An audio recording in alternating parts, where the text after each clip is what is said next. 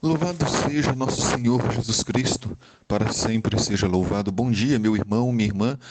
Aqui é o Padre Daniel, da Paróquia de Santana, em São Joaquim Antônio Carlos. Hoje é dia 21 de outubro, sábado. A igreja nos convida a meditar o Evangelho de São Lucas, no capítulo 12, versículos de 8 a 12. Naquele tempo, disse Jesus a seus discípulos: Todo aquele que der testemunho de mim diante dos homens, o Filho do Homem também dará testemunho diante dele, diante dos anjos de Deus. Para a Bíblia, a palavra testemunho e martírio, doação da vida, são sinônimos. Dar testemunho não é só falar que acredita em Jesus. Dar testemunho é enfrentar o mal.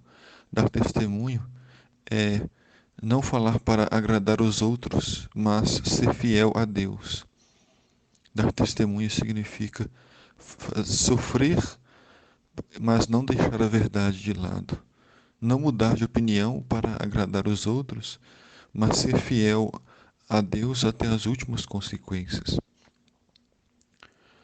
Jesus sabia muito bem que muitos poderiam correr riscos e até morreriam por causa dele.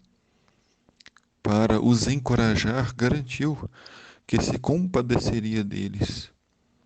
Se dessem testemunho em favor dele, também ele o haveria de reconhecer diante dos discípulos que seriam os fiéis e seus amigos.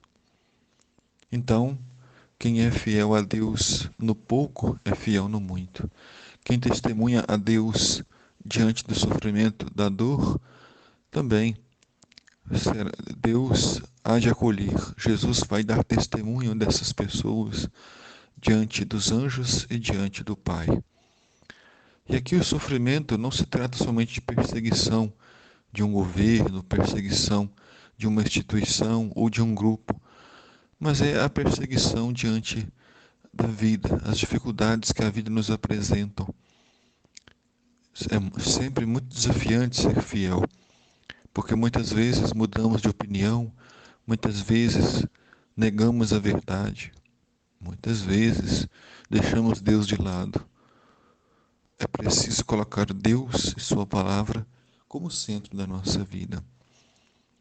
Mas, disse Jesus, aquele que me renegar diante dos homens será negado diante dos anjos de Deus. Todo aquele que disser alguma coisa contra o Filho do Homem será perdoado. Mas quem blasfemar contra o Espírito Santo não será perdoado. Jesus deixa muito claro que o pecado que for feito contra Jesus pode ser perdoado, se a pessoa pedir perdão de coração e se arrepender. Mas o pecado contra o Espírito Santo não pode ser perdoado, porque é o pecado do coração.